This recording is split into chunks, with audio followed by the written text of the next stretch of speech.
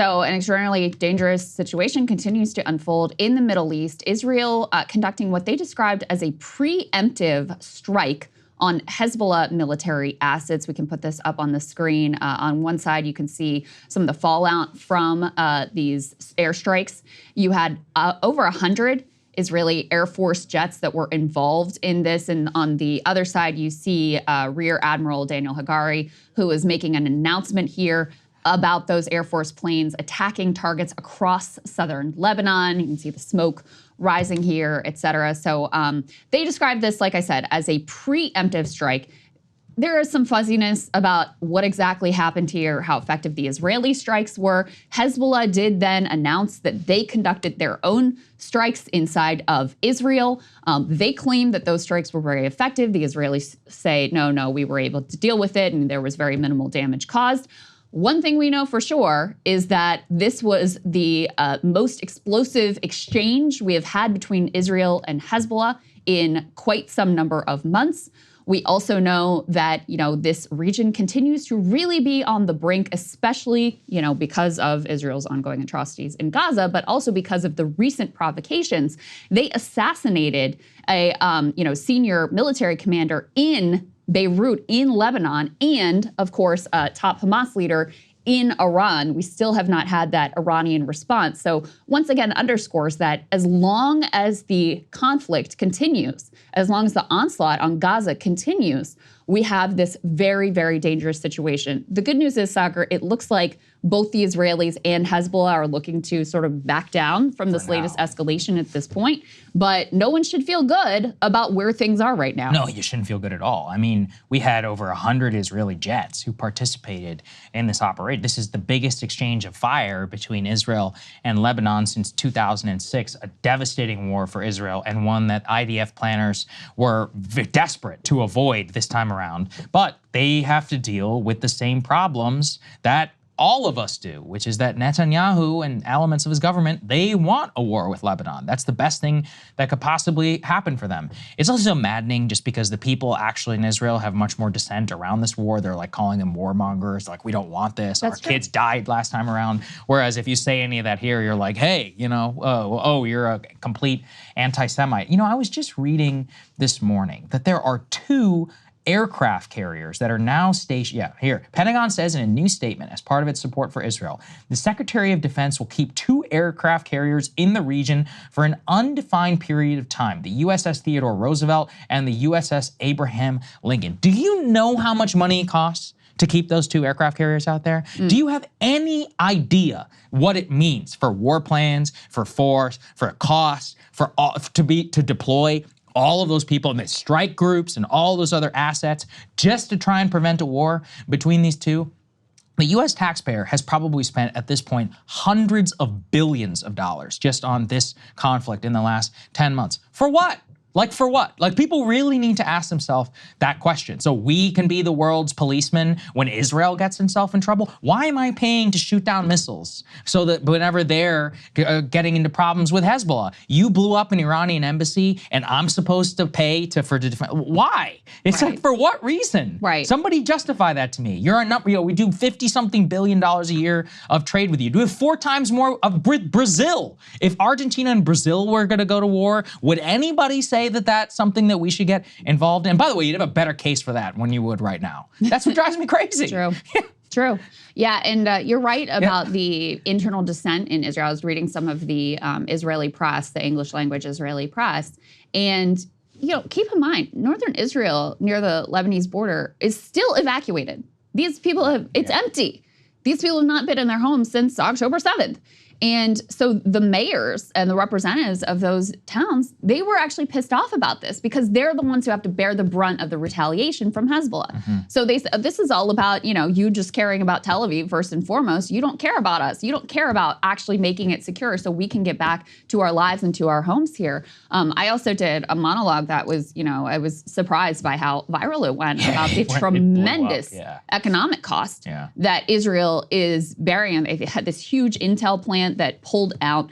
As I mentioned just a moment ago, this huge region that's evacuated, you still have, all these reservists getting called up that's totally undercutting their tech sector. Air travel is consistently disrupted. Tourism is completely dead.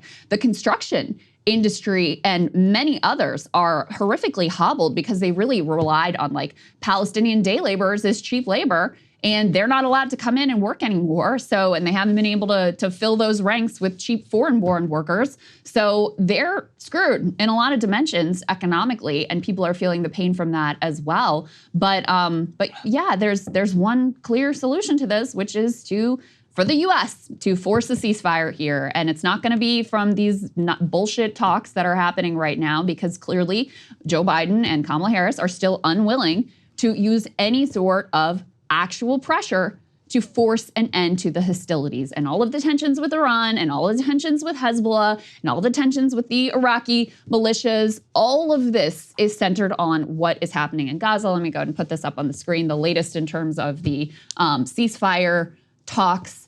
Most of the indications seem to be that this is really going nowhere. I mean, these have been ongoing for weeks. The U.S. officials are trying to paint a rosy picture about this. They're saying, it's been constructive. They were conducted in the spirit of reaching a final and implementable agreement with all sides sharing that sentiment. However, in this Times of Israel report, they say, notably, U.S. officials appear to be the only party in the talks who sound hopeful about their trajectory. Despite the U.S. officials' optimistic framing, the Biden administration had last week indicated it was aiming to have a deal reached by now. And we've discussed this before. So just to recall the timeline of events, Netanyahu had agreed to more or less the ceasefire deal that Biden announced in that big speech and said, hey, Israel's agreed to this. Now we need Hamas to come to the table and accept these terms, which he framed as being very generous. And Hamas kind of called their bluff and, okay, we accept. And then Bibi starts laying out, and his own officials, by the way, the Israeli officials are the ones saying Bibi is adding on additional conditions to make it a poison pill that Hamas will never accept.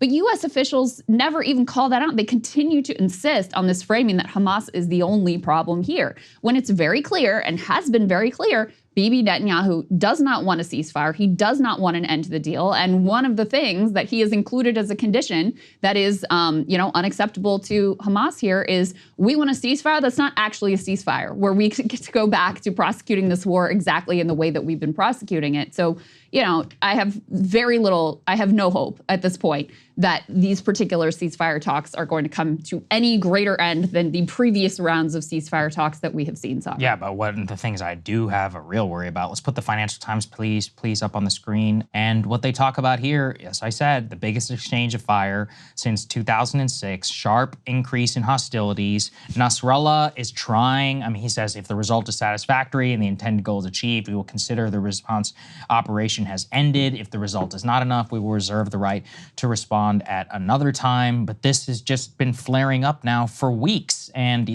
can he really? He also has internal constituencies and things he has to manage. He's got 100 guys, 100 jets, which just blew the crap out of a preemptive attack, allegedly, at least according to the IDF. And this is where stuff actually starts to get very real about the internal politics of Lebanon, about the use of force by U.S. forces. And remember, look, put them all out of this. I don't even particularly care that much. What I care about is we got sit-and-duck troops in Iraq and Syria, which are just waiting, to be attacked by these same proxy groups. And then what's going to happen? And also, this is where I got to bring Joe Biden in. So I just see this morning, he's going to be spending the entire week in Delaware.